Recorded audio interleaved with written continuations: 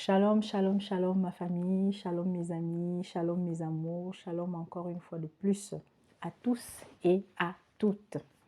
Que la paix et la joie de notre roi des rois soient encore, n'est-ce pas, notre partage.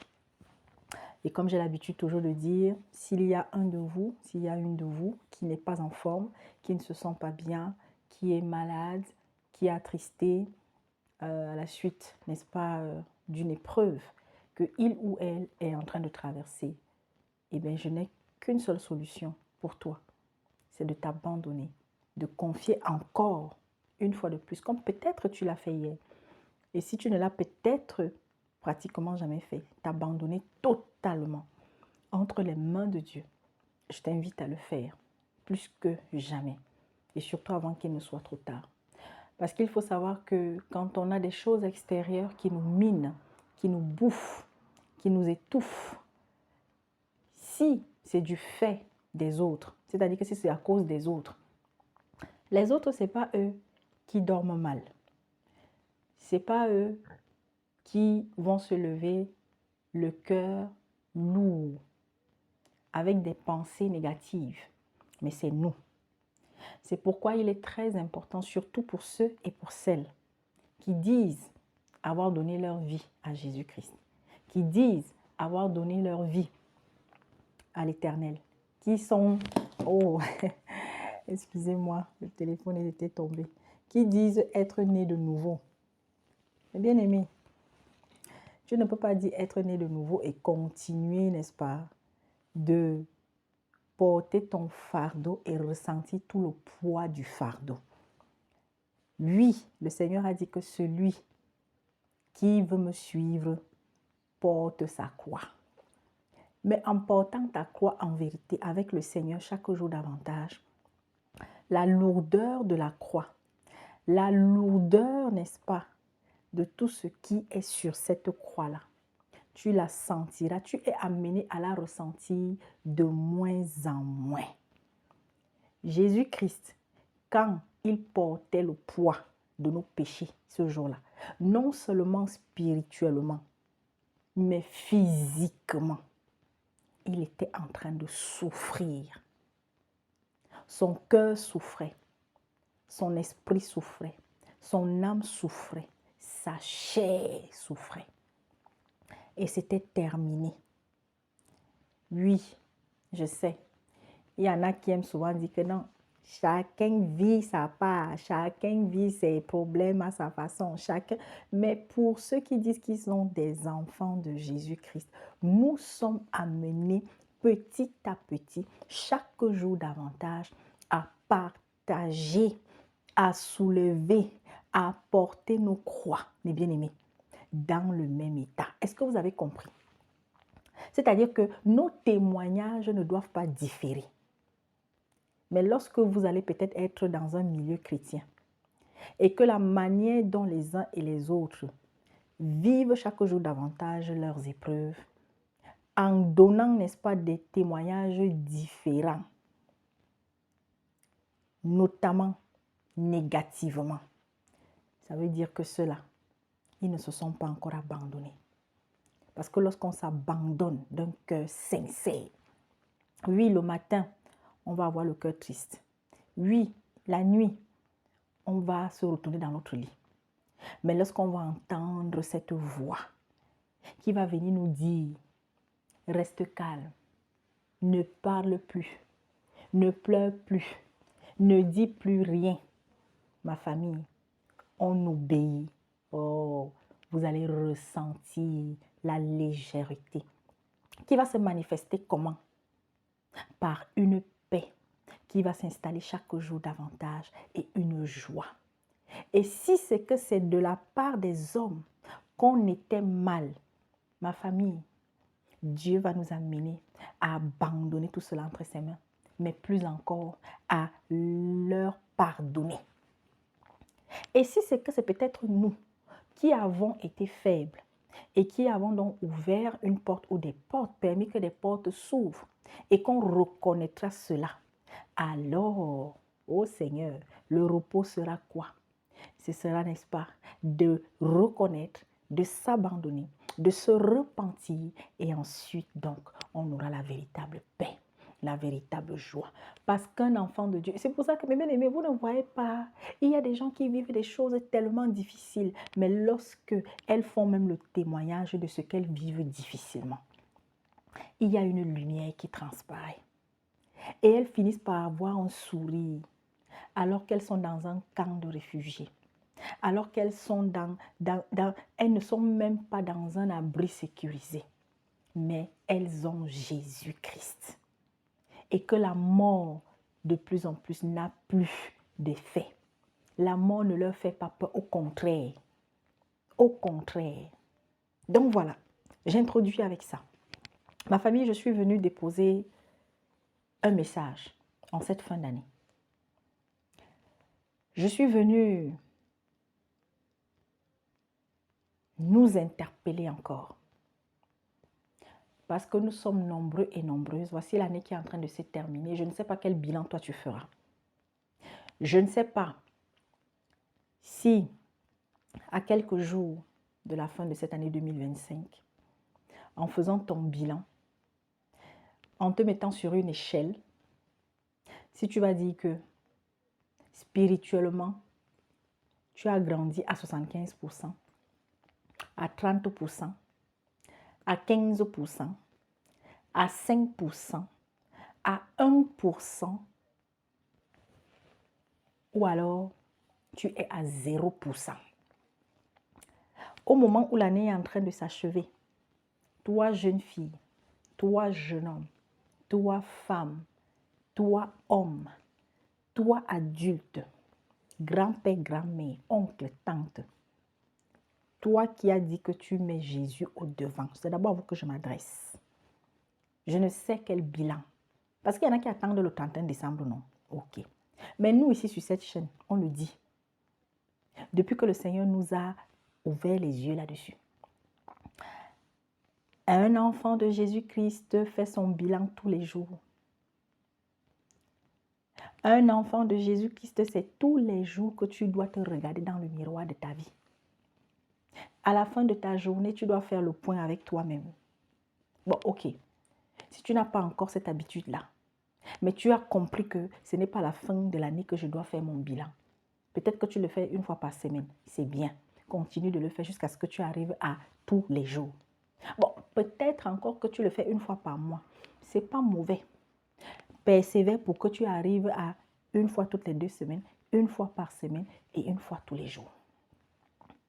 Sinon, mes bien-aimés, comment t'apercevoir que les enseignements sur, n'est-ce pas, le pardon, sur l'humilité, sur l'écoute, sur l'honnêteté, sur la disponibilité, sur le courage, sur le calme,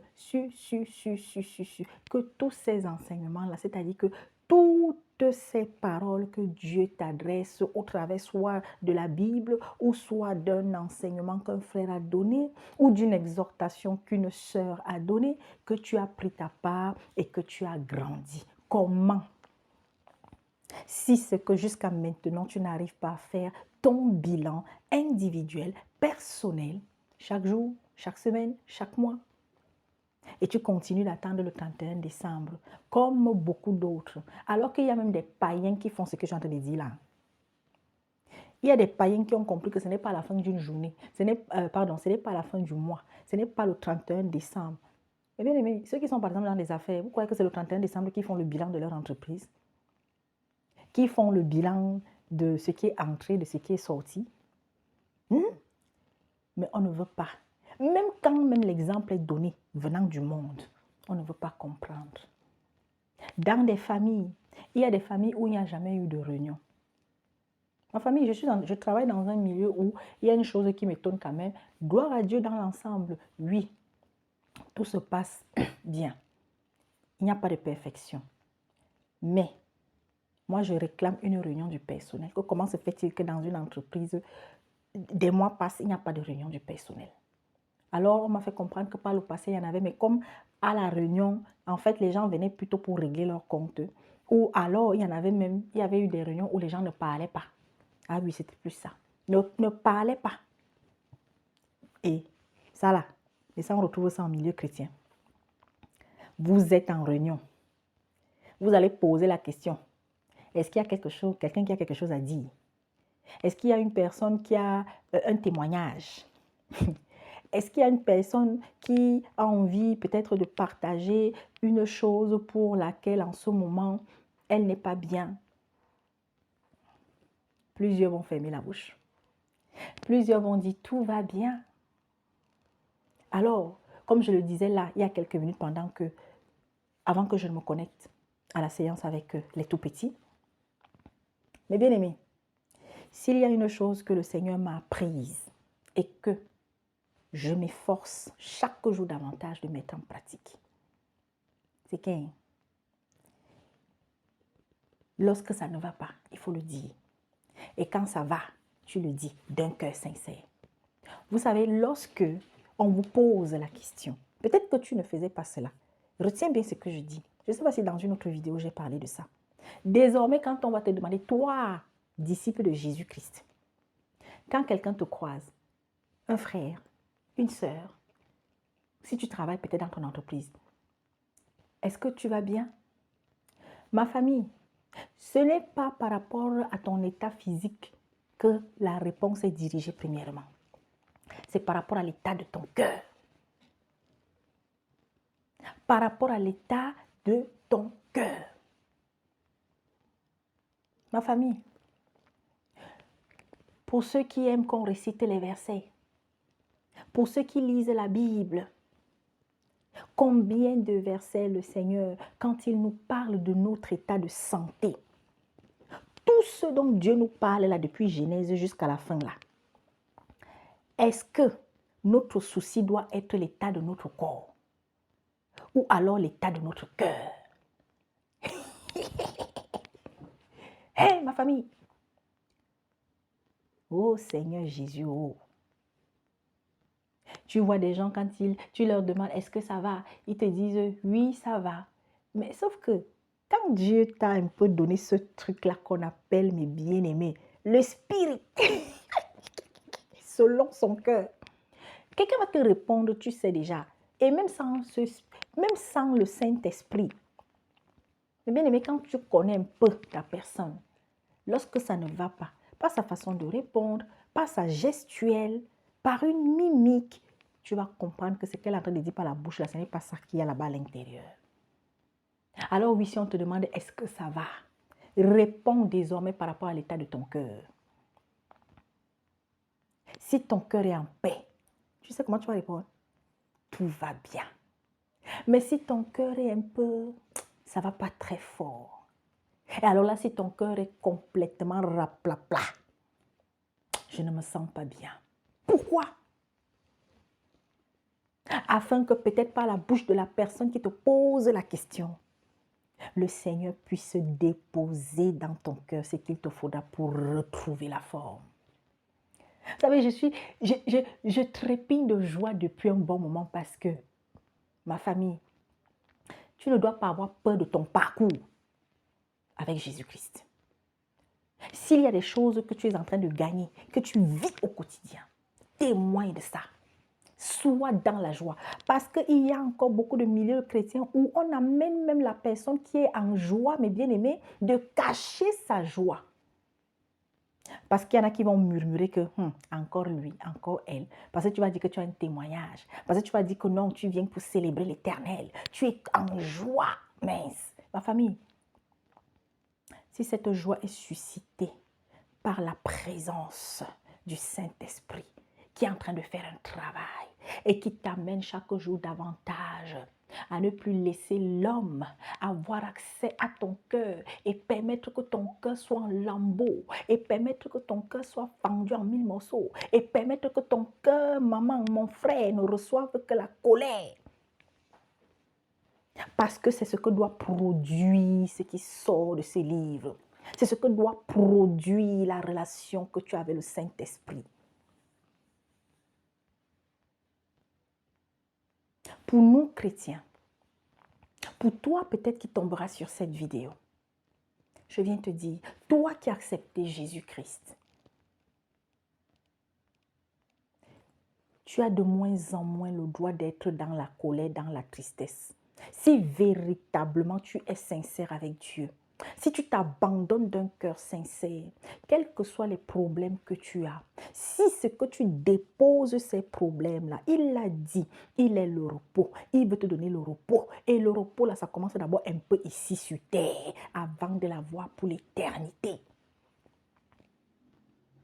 Viens à moi si tu es fatigué, je te donnerai du repos. Eh Seigneur, vous faites même comment? Mais vous allez voir, il y a des gens, ça fait déjà des années. Ils disaient qu'ils ont donné leur vie. Ça fait des années. Il y a des sœurs, elles vont vous dire qu'elles sont chrétiennes. Ça fait des années. Elles ont donné leur vie à Dieu. Ça fait des années.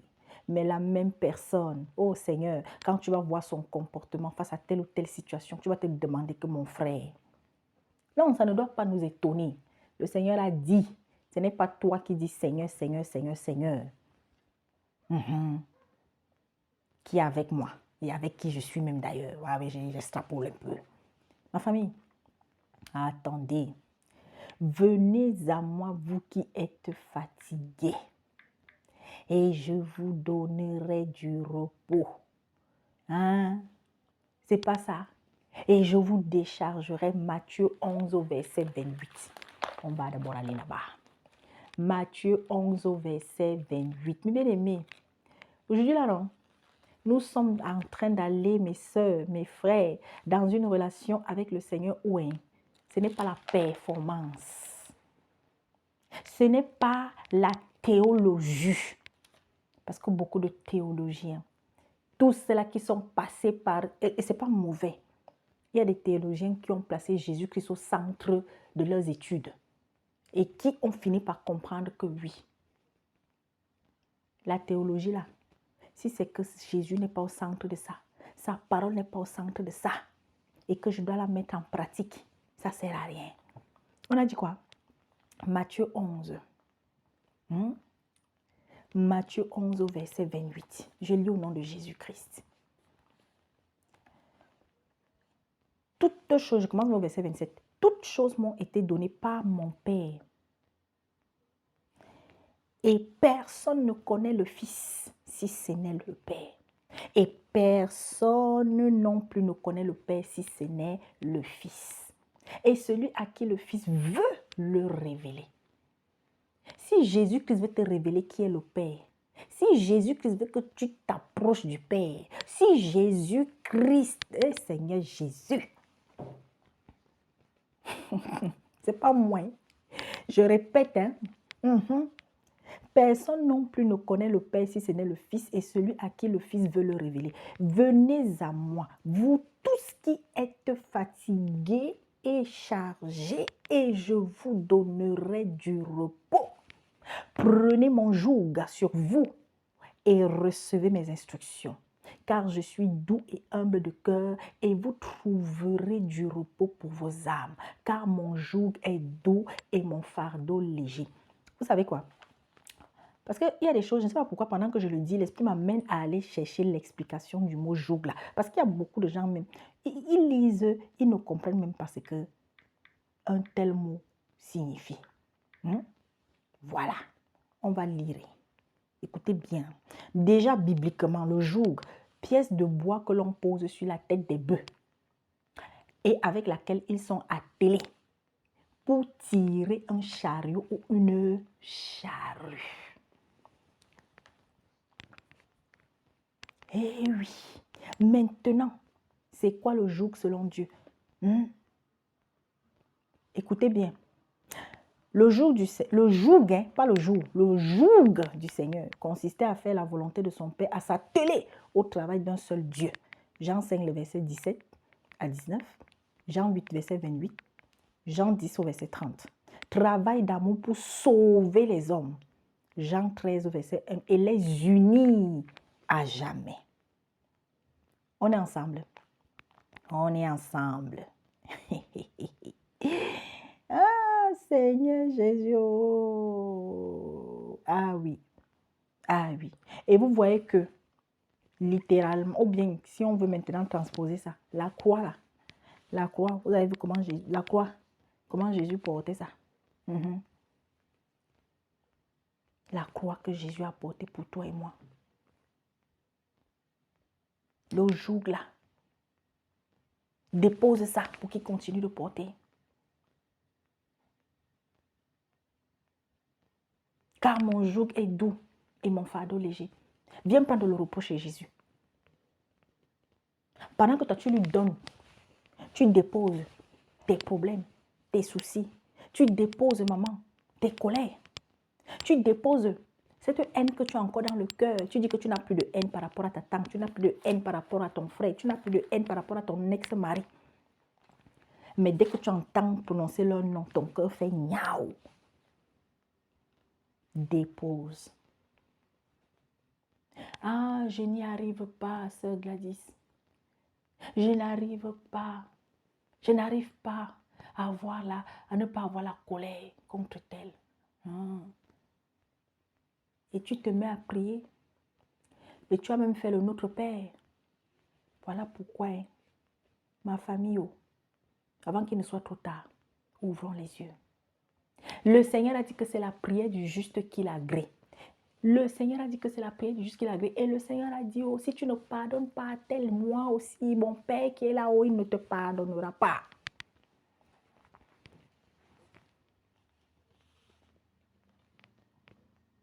Voici l'année qui finit. Il y en a qui ont commencé l'année avec une lourdeur dans le cœur. Il y en a qui ont commencé l'année dans la tristesse et qui vont la terminer dans la tristesse. Et tu dis que tu es un enfant de Jésus-Christ. Il y en a qui ont commencé l'année en étant en joie, mais qui vont la terminer en étant dans la tristesse. Oui, au courant de cette année, il y en a qui étaient dans la joie, au milieu, vers la fin, sont dans la tristesse un peu parce que soit ils ont perdu un être cher, parce qu'il y a quelqu'un qu'ils aimaient qui les a quittés. Il y a d'autres qui étaient mariés en début d'année, là, sont en instance de séparation. Il y a des enfants qui avaient leurs parents en début d'année, voilà, en fin d'année sont orphelins. Oui, humblement, je ne comparerai jamais les malheurs. Mais, qu'on soit honnête, tous les fardeaux ne pèsent pas de la même manière, toutes les croix ne pèsent pas de la même manière, oui ou non? Voilà. Alors, comment celui qui a une croix qui pèse au moins a des difficultés à la déposer au pied de Jésus-Christ? Parce qu'il y a des croix que non, mon frère, quand tu entends, non, toi-même tu sais que la personne, si, il faut seulement la patience avec elle pour qu'un jour, elle puisse déposer son fardeau. Mais il y en a. Vous entendez des raisons futiles. Alors, ça c'était mon message d'espoir d'abord, en cette fin d'année. Pour tous ceux et toutes celles. Même pour les païens. Peut-être qu'un païen, une païenne tombera sur mon message. Je ne te dis pas que viens à Jésus. Si tu ne viens pas à Jésus, tu iras en enfer. Non. Mais je te dis, il y a quelqu'un qui est là et qui n'attend qu'une seule chose. C'est que tu entendes sa voix. Il y a quelqu'un qui, bien avant que tu ne viennes au monde, te connaissait déjà. Connaît ta vie, ton passé, ton présent et ton futur. Il n'est pas dans une religion. Il n'est pas dans une religion. Jésus-Christ n'est dans aucune religion. Ah oui, je sais, quand on dit ça, ça fait très mal. Parce que Dieu là, c'est face to face, en direct. Il veut vivre quelque chose. Il veut que son amour là, tu vives ça en direct. Le seul intermédiaire entre Dieu et toi, c'est Jésus-Christ. En sachant que tout a été donné. Tout a été remis. Tout a été remis entre ses mains. Ce n'est pas moi. Voilà ça au verset 27 de Matthieu 11. Toutes choses m'ont été données par mon Père. Toutes choses ont été données à Jésus-Christ par son Père. Tout pouvoir. Alors, quel que soit ce que tu as en ce moment, toi, ma soeur qui tombera sur ce message, tu as écouté il y a tellement d'enseignements. Voilà pourquoi en ce moment, il vous dit la vérité. Je ne sais pas, depuis un moment, hein, il y a des fois, je suis fatiguée. Je n'ai même pas envie de prendre la parole. Je n'ai même pas envie de parler. Parce que, je l'ai dit à plusieurs reprises, je ne suis pas la seule. C'est-à-dire qu'il y a des enseignants de la parole qui ont plus de connaissances que moi, plus d'expérience. Ceux qui ont été appelés à être des ministres au milieu de nous, qui ont eu à donner ce message. Nous, de cette génération, on va avoir chaud. On ne sera pas jugé de la même façon que les premiers chrétiens. Parce que nous avons plus de moyens d'être édifiés. Mais nous dormons avec. Et il y a d'autres, alors pire, ils choisissent d'être embrigadés, enchaînés. Parce qu'on veut à tout prix appartenir à une communauté dite chrétienne. Si tu trouves une communauté où tu sens l'Esprit Saint, si tu l'as, te rassure que tu es au bon endroit. Amen. Mais si l'Esprit Saint, si tu l'as, ne valide pas que tu restes dans ce milieu, que tu côtoies cette communauté, mon frère, ma soeur, passe ton chemin. Alors voici la fin de l'année. Je ne sais quel bilan tu feras. Je ne sais pas quelle a été ta marche. Tu attends le 31 décembre. Peut-être c'est en ce moment que tu es en train de faire ton bilan. Oui, il n'a pas été trop tard pour toi. Fais. Mais si tu dis que tu es un enfant de Dieu et que tu vas terminer l'année en colère, tu vas terminer l'année avec, n'est-ce pas, l'esprit de murmure, de jalousie, avec un complexe de supériorité ou d'infériorité, je n'en sais rien moi. Tu vas terminer l'année avec l'esprit d'hypocrisie, l'esprit d'égoïsme. Tu vas terminer l'année avec l'esprit d'infidélité. Tu vas terminer l'année avec l'esprit de mendicité, d'escroquerie. Tu vas terminer l'année avec l'esprit du mensonge. Tu vas terminer l'année avec l'esprit de prostitution, physique ou spirituelle. Tu vas terminer l'année en étant, n'est-ce pas, en manque total d'humilité. Tu vas terminer l'année en manque total de respect vis-à-vis des autres, en manque total de la crainte de l'Éternel. Ton cas est lourd, ton cas est laid. Il y a urgence. Tu es marié. Tu sais qu'au courant de l'année, ton mari t'a reproché à plusieurs reprises quelque chose, mais tu vas terminer l'année sans un jour t'être levé et aller le trouver pour lui demander pardon. Tu vas terminer l'année en sachant que ta femme a eu à te reprocher des choses, a eu à avoir le cœur attristé, mais tu ne t'es jamais levé pour aller t'humilier devant elle. Tu vas terminer l'année en ayant blessé tes enfants à plusieurs reprises, mais jamais tu n'as eu à t'humilier. Tu vas terminer l'année en ayant piqué de l'argent dans les caisses de ton entreprise. Mais jusqu'à maintenant, oh, Satan danse devant toi avec la culpabilité, il te ramène ça tout le temps. Et ça peut aussi être que c'est même le Seigneur qui veut te sauver, mais tu continues d'être avec ça. Tu vas terminer l'année en étant dans un environnement où tu es en train de te disputer l'héritage laissé par vos parents. Alors que le Seigneur t'a dit vanité des vanités. Si tu as fait ta part pour que la paix règne, si tu n'as pas fait ta part, eh bien fais plutôt ta part pour que, n'est-ce pas, ceux-là qui veulent à tout prix cet héritage, qu'ils respectent les volontés, les dernières volontés de vos parents. Mais non, toi-même tu es là, tu te bats, tu te bagarres parce qu'il faut que tu aies ta part.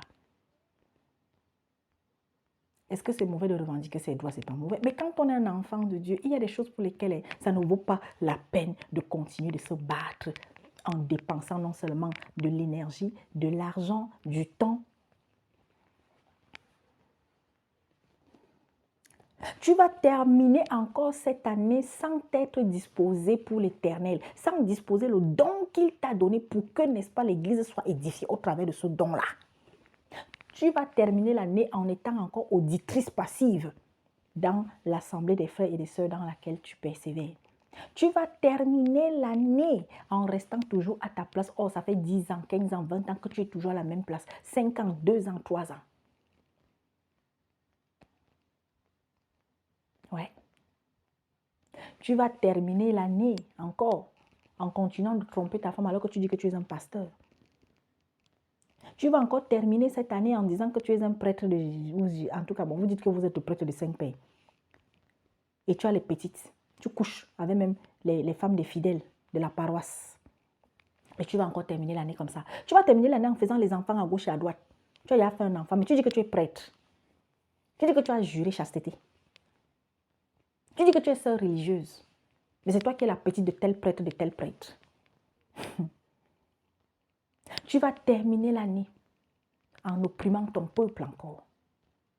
Tu vas terminer l'année en vidant les caisses de l'État de ton pays pour pouvoir assouvir tes désirs et plaisirs et charnels et matériels et, je ne sais pas, spirituels parce que tu es dans des mondes occultes en utilisant l'argent de ceux qui souffrent, qui payent les impôts,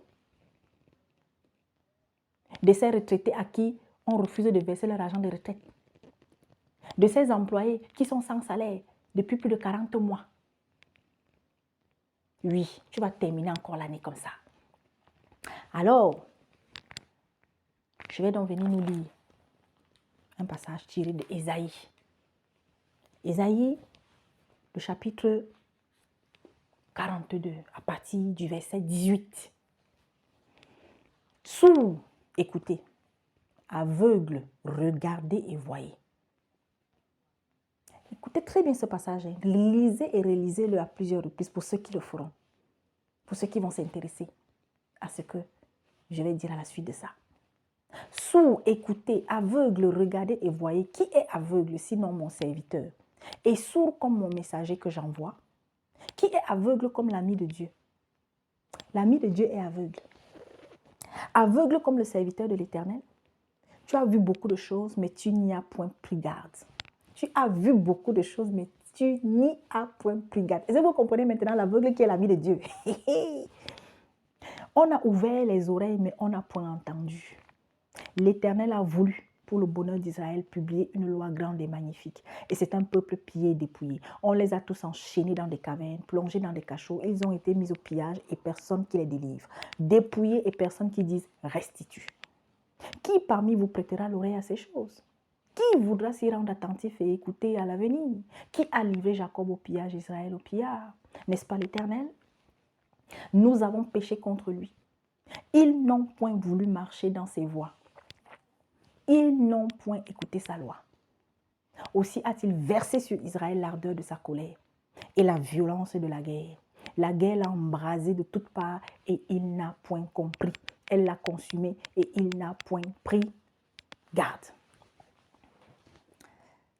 Ma famille, je m'adresse encore à ceux qui disent qu'ils sont chrétiens. Je commence d'abord, c'est vous en premier que ce message que je suis en train de déposer là concerne d'abord. Il y a des gens qui continuent de transmettre des doctrines de mammon, de Satan, qui continuent alors que le Seigneur nous a prévenus que même si c'est un ange même qui descendait avec une nouvelle doctrine, un nouvel évangile, pardon, autre que ce que Christ a laissé là. Fuyons, n'écoutons pas. Un ange, à plus forte raison des tintins comme les moi là. Dieu n'est pas le pote de quelqu'un.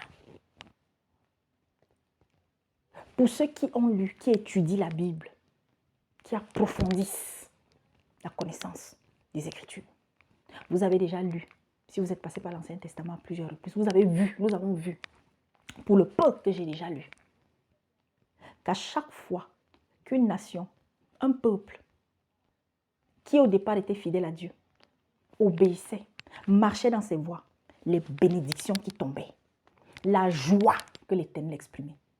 Mais dès que le peuple se décalait, la nation se détournait, rentrait dans un orgueil, allait au-delà des limites même que Dieu avait fixées pour ce peuple-là. S'il arrivait même qu'il trébuche. Dieu, non, il les frappait, il les chicotait, il suscitait des bras pour les chicoter.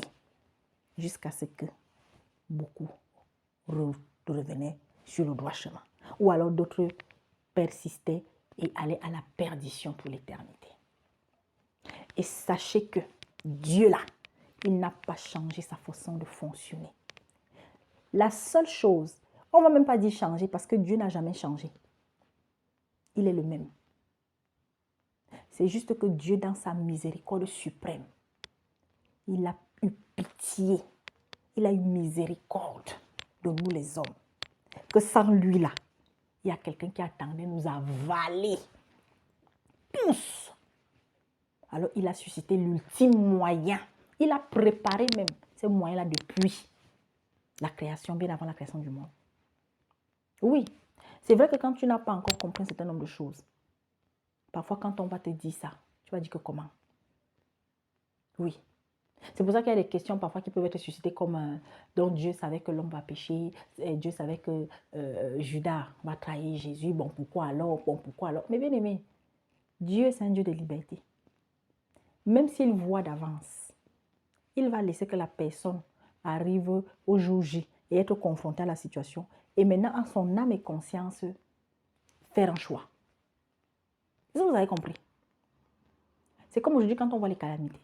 Vous croyez que toutes les catastrophes, beaucoup de catastrophes sont dirigées, organisées, orchestrées dans des chambres noires. Façon de parler. Aujourd'hui, la technologie est arrivée à un point. Beaucoup de nations se sont dotées des moyens terribles. Bon, je vous dis toujours, on a eu à regarder les films. Vous voulez voir comment Satan opère, met ses plans, parle même au monde de ce qu'il va faire.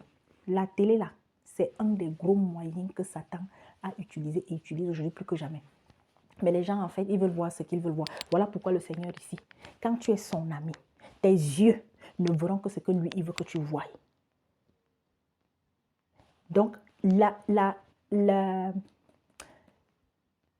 cécité dont on parle ici dans Ésaïe 42, c'est-à-dire que l'aveugle dont on parle ici, ce n'est pas l'aveugle qui est aveugle, non. Ce n'est pas non plus l'aveugle dont on a toujours parlé, c'est-à-dire que les gens qui ont les écailles ou qui ne sont pas tombés des yeux là, on les considérait comme aveugles, oui. Mais attention, ici, il y a aussi un aveugle qui agrée à l'Éternel.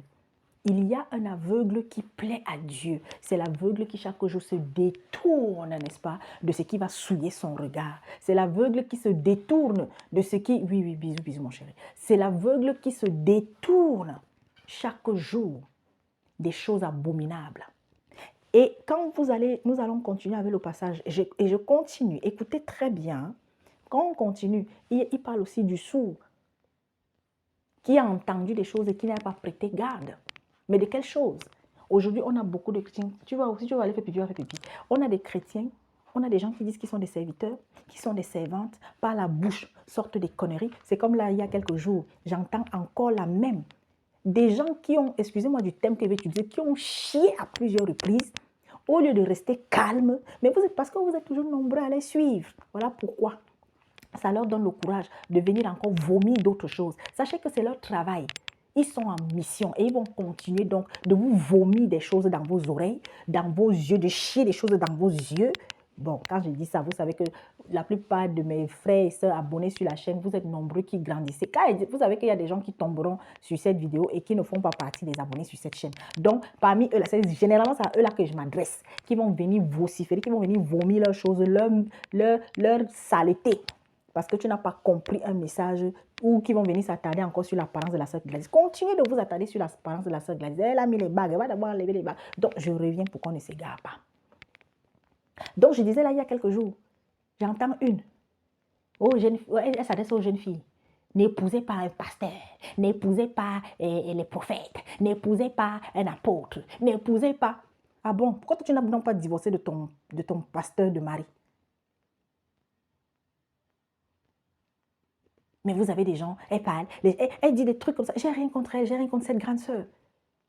Mais parce que toutes les preuves que cette femme, son mari et tant d'autres ne sont pas avec le Seigneur. Aujourd'hui, ce sont des comédiens. Et que vous êtes nombreux à suivre, à écouter et à applaudir.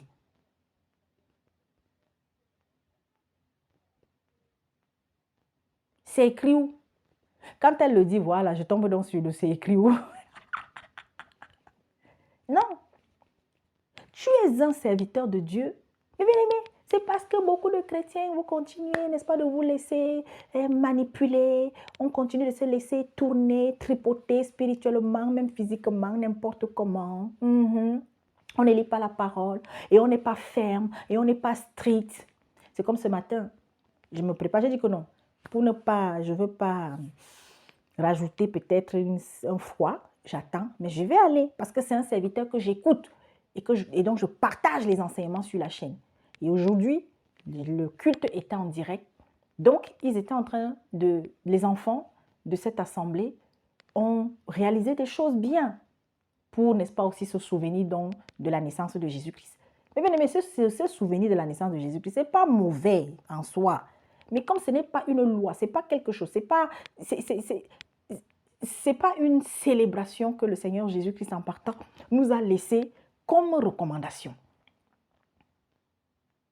Alors quand vous allez tomber sur un serviteur que vous respectez, et puis vous vous dites, mais moi, même si c'est avec ma petite connaissance, oui, c'est vrai, nous ne devons pas, mes bien-aimés, lancer des pierres à ceux qui célèbrent encore ce moment-là qu'on appelle Noël, avec toute la hargne. Non, parce qu'il y en a qui le font de façon sincère et innocente, car ils ont reçu cela en héritage et sont convaincus, n'est-ce pas, de bien faire. Mais nous aussi, on était comme eux hier. Alors comment, n'est-ce pas, toucher le cœur d'une personne, par exemple, qui est proche de nous, mais qui est à fond dans cette histoire et qui est convaincu même que c'est Dieu qui a inspiré cela. Or, il suffit juste. Mais bien aimé, la genèse d'une chose doit nous amener à examiner si oui ou non, on doit, n'est-ce pas, continuer de célébrer, de commémorer la chose. La genèse. Et il y a une chanson qui a été écrite, et je le crois de manière sincère, par, n'est-ce pas, les encadreurs de ces enfants-là. Mais quand vous écoutez la chanson du début jusqu'à la fin, vous n'entendez pas Jésus, vous n'entendez pas Emmanuel, mais c'est Noël. Un fils nous est né, un sauveur nous est né, c'est Noël. Mais un autre enfant, quand il va entendre, ça veut donc dire que Noël, là, c'est Jésus. Alors que Noël, aujourd'hui, des historiens, des gens sérieux, même des païens sérieux, ont eu à relater l'historique, n'est-ce pas, de cette célébration. Et puis quand on voit comment, nous encore même à l'époque, quand on célébrait ce moment, non, il y avait des théâtres, on faisait des théâtres, il y avait vraiment tout ce qui tournait autour de Jésus-Christ que la télévision diffusait. Mais aujourd'hui, mettez la télé. Depuis des jours et des jours, vous cherchez où on parle, on prononce le nom de Jésus-Christ. On prononce Emmanuel. Vous cherchez. Vous cherchez. Allez même prendre toutes les torches. Alors, mon devoir, ce sera d'interpeller le serviteur. Que grand frère, avec tout le respect que j'ai pour toi, je vous suis depuis un bon moment. Mais grande a été ma tristesse d'observer quand même quelque chose. Est-ce que ces enfants-là qu'on est en train de préparer, ces enfants qui vont faire face à un monde où de plus en plus on est en train de vouloir faire disparaître le nom de Jésus, lorsque vous les amenez à célébrer, au point d'aller écrire une chanson et que dans cette chanson, on cherche le nom de Jésus-Christ, on ne trouve pas. Mais ce n'est que Noël, Noël, Noël, Noël. Alors moi, je vous demande, dans les Écritures, Noël, c'est où? Le mot Noël, c'est où? Et l'origine de Noël? Vous parlez de ça à ces enfants-là? Vous leur expliquez ça? Et je vais faire ma part et je quitte. Peut-être que je serai insultée, j'en sais rien. Peut-être qu'il va finir par me répondre. C'est ça. Pas qu'un serviteur va venir devant toi, il vient, il parle, toi tu gobes, toi tu avales, parce qu'il prêche bien. Parce qu'il parle bien. Mais ce n'est pas ça qu'on mange. Est-ce que ce qu'il dit, est-ce que son attitude, est-ce que son comportement, est-ce que sa vie reflète Christ? L'humilité, le respect, la bienveillance, la charité. Vous avez des serviteurs, ils attendent toujours qu'on leur donne, on leur donne, on leur donne. C'est rare que vous entendiez que non. même le peu qu'ils ont, qu'ils donnent aussi aux autres. Donc voilà, vraiment, je ne voulais pas être longue. J'ai un autre message. Par la grâce de Dieu, je le ferai, je déposerai. Ça concerne nous, Africains là. Nous là. Je dis, hein, comme on a le teint foncé là, est-ce que c'est aussi comme ça que notre cœur est noir? Bon, ça c'est un message. Et puis il y aura un autre message, donc voilà, à adresser par rapport à notre préparation encore à cette année 2026. Parce qu'on le voit, il y a beaucoup qui sont en train de dormir. Il y a beaucoup de chrétiens qui sont en train de dormir. Alors que c'est le moment d'intercéder plus que jamais. Le Seigneur nous appelle à intercéder plus que jamais. Parce qu'il y a des décisions qui vont impacter négativement la vie de plusieurs peuples. Nous voyons tous les troubles qui se passent aux quatre coins du monde. Nous avons eu une année 2025 encore terrible, avec beaucoup de catastrophes, avec beaucoup de morts, avec beaucoup de détresse. Nous avons vu, nous avons entendu la persécution des chrétiens qui est encore montée d'un cran. Les dirigeants qui deviennent de plus en plus arrogants, qui traitent d'autres êtres humains carrément de déchets. Ce ting-ting de Donald Trump, qui n'est que l'image de ce que sera l'Antéchrist. Nous voyons un peu ce qui s'est passé au Cameroun.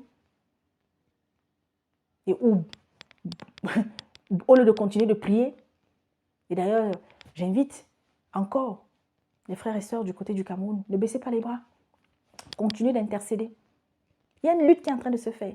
La fin est là. Et vous savez, c'est quand la fin est proche que généralement on baisse les bras. Mais il ne faut pas. Continuez d'intercéder. Vous êtes en train de voir entre eux comment ils se mangent. Et ça n'a même pas commencé. Ça n'a même pas commencé. Ça va être terrible la fin de beaucoup. Plusieurs serviteurs se sont levés pour s'adresser à votre mère, la mère de votre nation. Elle n'écoute pas. Et ce qui arrivera va arriver. L'histoire, elle se répète. Hein? Ah oui, l'histoire, elle se répète. Mais est-ce qu'on veut terminer comme la précédente histoire était terminée? À ça, on a le choix tant qu'on est en vie. Voilà. Portons-nous bien. Que nos oreilles chaque jour, avec l'aide de Dieu, soient fermées à tout ce qui n'agrée pas à l'Éternel. Ne nous fait pas du bien, non seulement physiquement, mais spirituellement. Que nos yeux continuent de se fermer à ce qui aussi n'agrée pas à l'Éternel. Continuons d'être des exemples dans tous les milieux où nous grandissons, nous évoluons.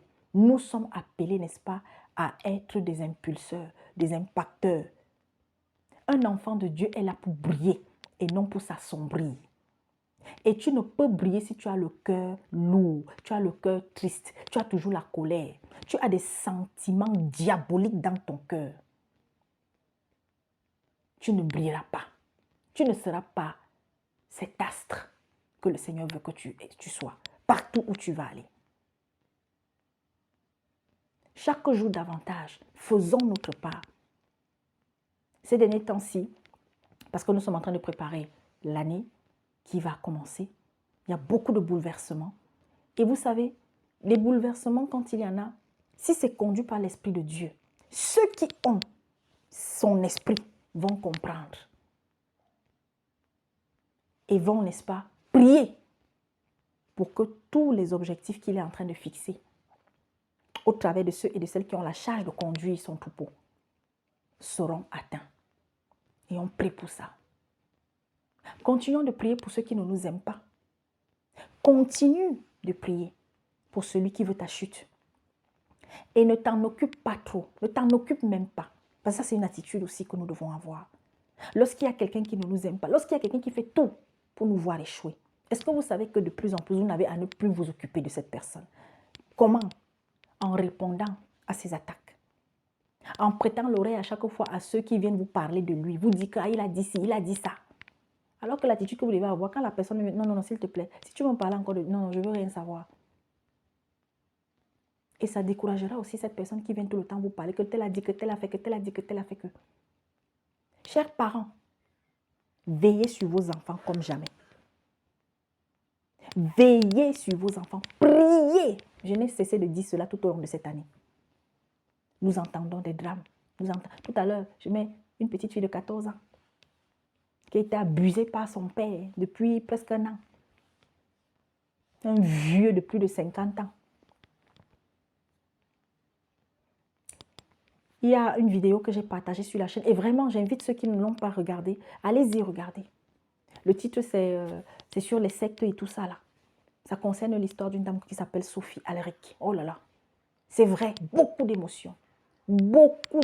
Mais vous allez entendre des choses que vous n'avez. Et vous allez aussi comprendre. Je bénis le nom de l'Éternel parce que c'est venu confirmer des choses que même je n'avais jamais entendues de qui que ce soit et que l'Esprit Saint dans le secret a eu à révéler et que j'ai déjà eu à partager avec vous ici à plusieurs reprises. Voilà avec tes mains. Donc, voilà, ma famille. Les temps sont mauvais. Priez pour vos enfants et pas seulement les vôtres sortis de votre ventre. Si par exemple vous êtes dans une famille recomposée, priez pour les enfants de votre mari. Tu es célibataire, tu as des enfants, prie pour tes enfants. Tu es célibataire, tu as des enfants. Mais peut-être que tu es dans une relation encore avec quelqu'un qui ne veut toujours pas t'épouser. Prie pour que l'année 2026 là, si c'est que c'est l'homme de ta vie, il va rester dans ta vie. Mais si ce n'est pas l'homme de ta vie, que Dieu lui-même sait, et que tu es consciente que cette vie doit s'arrêter, maman, vous savez, il y a des choses que c'est quand papa va voir l'envie, le désir ardent, que cette chose s'arrête, qu'il suscite maintenant l'aide. Je vous dis la vérité, je suis un exemple.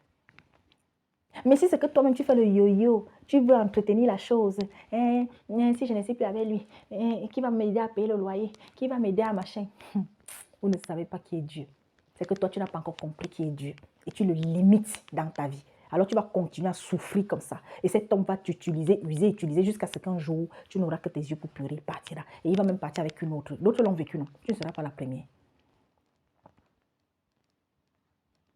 L'année est en train de finir, tu attendais qu'on t'appelle pour un travail. Mais qu'est-ce qui a fait que cette année est en train de finir qu'on ne t'a pas encore appelé? Et l'année n'est même pas finie. Il y a une chose qui bloque. Il y a une chose que l'Éternel attendait de ta part, que tu n'as pas faite. Si c'est le cas, prie. Entre sincèrement en prière et en jeûne même, afin que le Seigneur te révèle. Et que dans sa volonté suprême, parce qu'il sait que tu as besoin de ce travail, avant la fin de l'année ou en début d'année prochaine, paf, on t'appelle. Rien n'est impossible avec Dieu. C'est nous qui blaguons. Ah oui. Il y a encore un an, mes bien-aimés, j'étais devant papa. Je lui ai dit, papa, bientôt là, ton dernier, il va avoir 3 ans. Et dès qu'il a ses 3 ans, papa, parce que je vois aussi mon mari, et je vois certaines choses pour lesquelles il faut que je lui apporte mon aide. Papa, que je sorte travailler, avec sa permission. Et voilà mes critères, voilà là où je veux travailler. Permets, papa. Et il va passer par qui? Je vais vous dire. Une petite soeur de cœur, musulmane. Elle travaille là où je travaille aujourd'hui, mais dans un autre service. C'est elle qui me dit, ah Gladys, il y a un peu plus de... Fais non, viens déposer le CV, on cherche telle personne là-bas. Je lui ai dit, ah, et si ça te plairait? Je lui ai dit, moi je ne choisis pas. Là où je suis là, ma priorité, c'est que j'ai du boulot et que je puisse aider mon mari. Voilà. Soutenir mon mari. Et le Seigneur, tous les critères que j'ai déposés devant lui. Paf, paf, paf. Pas parce que je suis meilleure que... Non, la foi. J'ai déposé. J'ai posé mes critères et j'ai obéi à sa voix. Et même quand j'ai déposé à un moment donné, 1 mois est passé, 2 mois venaient déjà. Et je me suis placée encore devant lui et j'ai dit que papa, bon, en attendant, si c'est que là-bas, tu as prévu que je vais entrer là-bas, mais le moment n'est pas encore venu. Et que si tu... Bon, et si tu me permets d'aller peut-être déposer ailleurs. Je me rappelle très bien l'esprit, j'entends seulement. Si tu as envie d'aller déposer, va déposer, mais sois patient. Tu as demandé quelque chose à papa. Attends. Mais bien aimé, toutes les fois où j'ai voulu aller déposer ailleurs, où je voulais aller déposer là, il y avait toujours quelque chose qui faisait qu'à la dernière minute, paf. Et puis un jour, bam, le téléphone sonne. Avec Dieu, tout est possible. Ce qui tue beaucoup de chrétiens, ce qui tue. Mais bien aimé, ce n'est même pas le fait que tu lises la Bible la matin, midi, soir. Lis, mange ça, bois ça, dors dans ça. Hein. Mais si tu ne vis pas une seule des paroles qui se trouvent ici, Si tu ne vis pas la présence de Dieu et crois en lui chaque jour davantage, de manière totale. Oui, ça peut arriver que tu sois faible un instant. Ça peut même arriver que face à une situation, peut-être même tu doutes. Mais 5 minutes, pas longtemps. Parce qu'après, tu te repens que non, papa te demande pardon si j'ai eu un doute. Ah, Dieu, il est miséricordieux, il nous aime. Dieu a prévu un temps, il a fixé un temps pour toi et moi sur cette terre. Et tant qu'on n'a pas réalisé ce qu'on doit réaliser, ce qu'il attend de nous, et que nous vivons petit à petit comme il veut que nous vivions, qu'est-ce qui va t'arriver? Même à tes enfants. Et même s'il y avait le malheur, Job, qui est plus fidèle que Job dans notre siècle ici? Personne. Qui est plus fidèle? Mais nous avons vu comment Job, et Job même, parce que vous savez, oh, pendant que je parle, oh là là là là, écoutez ce que je reçois. Ouf, vous savez, même à l'époque là, Gabriel, même, je dis, oh, quand il y a même un malheur que Dieu a permis que ça arrive à un de ses fidèles serviteurs, si on regarde bien à côté, c'est qu'il y a quelqu'un qui va être dans une faiblesse. Et c'est par cette personne que Satan va entrer dans la vie va venir faire. Mais Dieu n'abandonnera pas son serviteur, sa servante. Et nous, effectivement, Job, regardez comment sa femme était. Vous croyez que sa femme, elle craignait l'Éternel? Est-ce que la femme de Job craignait l'Éternel? Ah ben voilà. Amen. Alléluia. Mais Satan est parti, comme quoi qu'il est malin.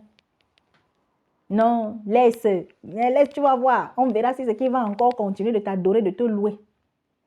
Il croyait que Dieu n'a pas vu.